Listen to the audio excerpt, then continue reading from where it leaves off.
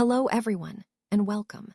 I'm excited to kick off today's presentation with a deep dive into a topic that many overlook, but is essential for understanding relationship dynamics. Today, we'll explore the essential role of masculine containment in relationships. We'll look at the psychology, biology, and emotional reality behind masculine containment, and why its absence can lead so many people to believe they weren't meant to find love. Over the next few slides, we'll unpack what containment truly means, why it's so crucial, and how both men and women can better understand and provide it. I look forward to sharing these insights with you, so let's get started.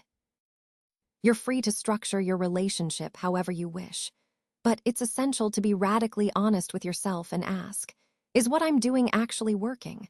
Most people, men and women alike, quietly admit that the answer is no. This article, in particular, focuses on what men provide women.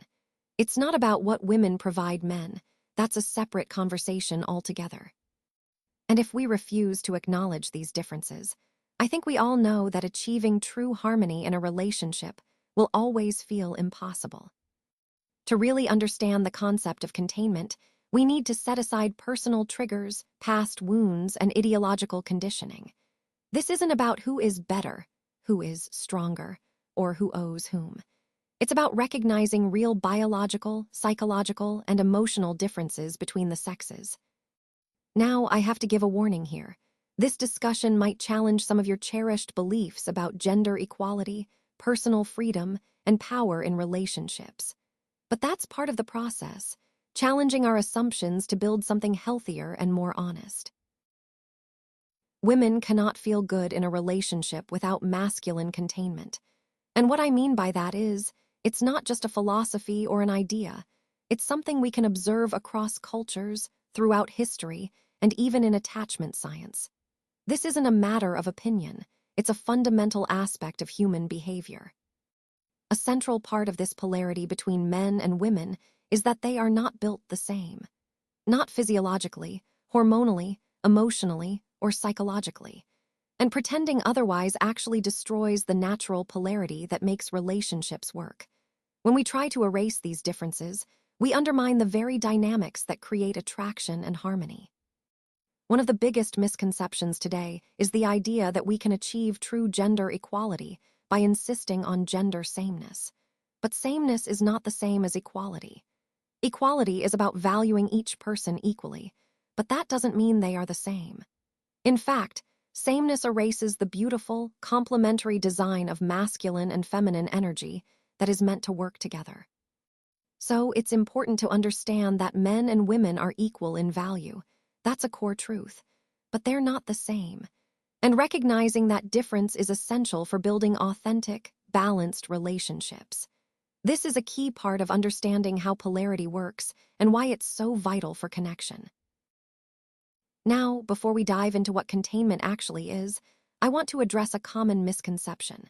Some women insist they don't need containment at all. It's important to understand that these women usually fall into three different categories. First, there are women who resist containment because of past trauma. Their experiences have made them wary of relying on others, especially when it comes to emotional support or safety.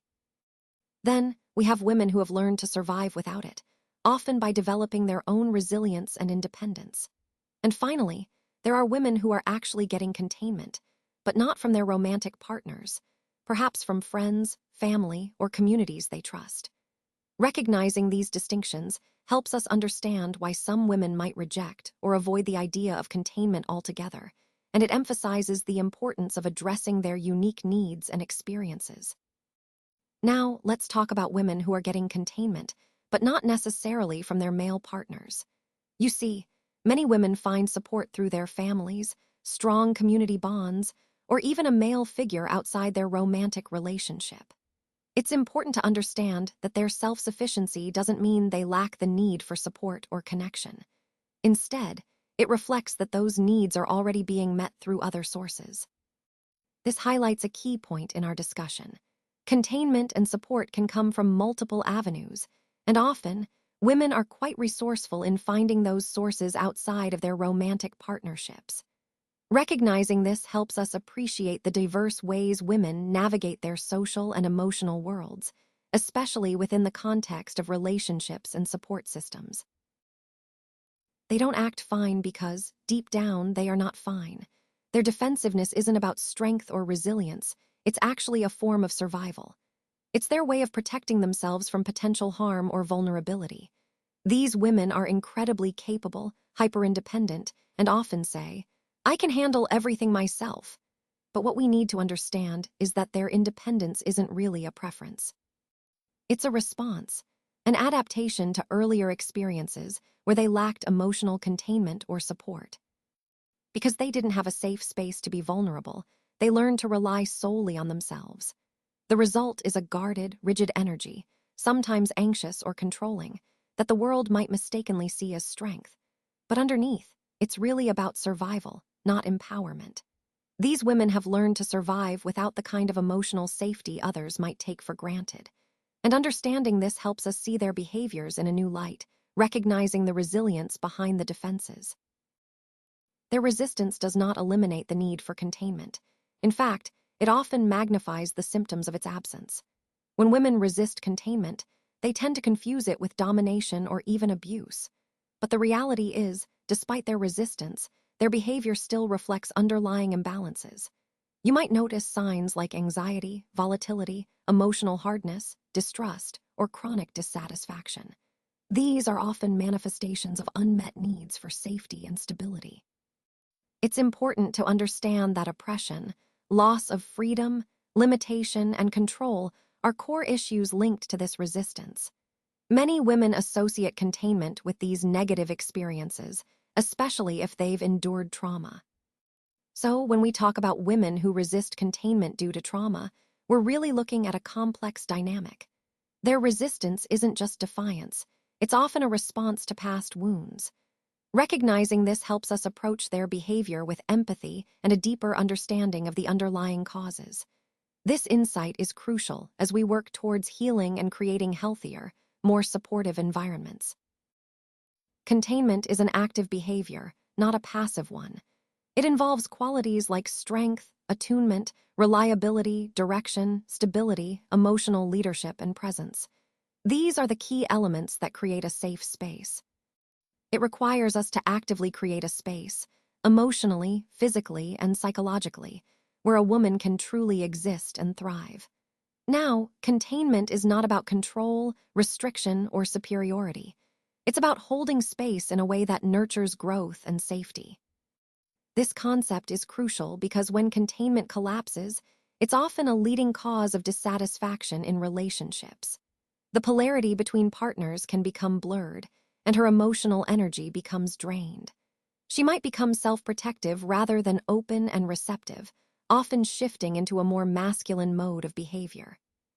A woman can become rigid when she doesn't feel contained.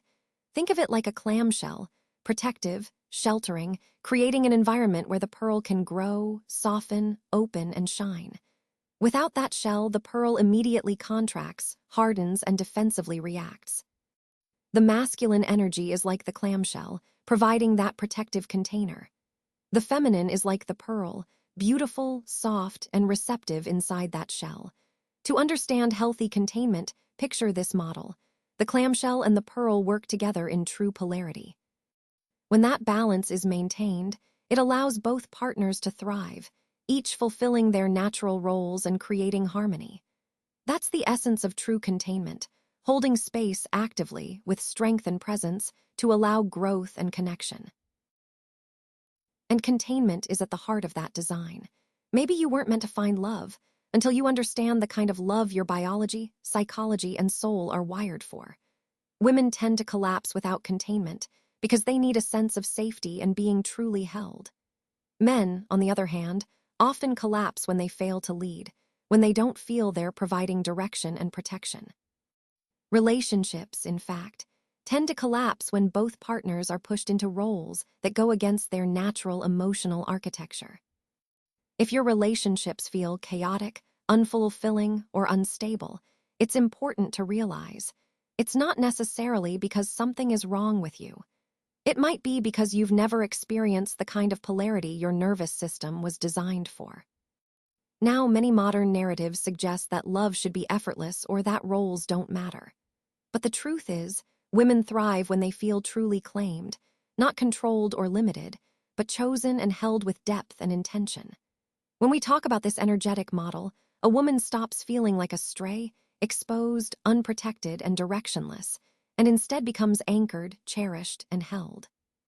When something becomes part of you, you can't hurt it without hurting yourself. That's the core of safety, feeling deeply connected and protected. It means that a man takes a woman into his life so fully that her well-being becomes inseparable from his own.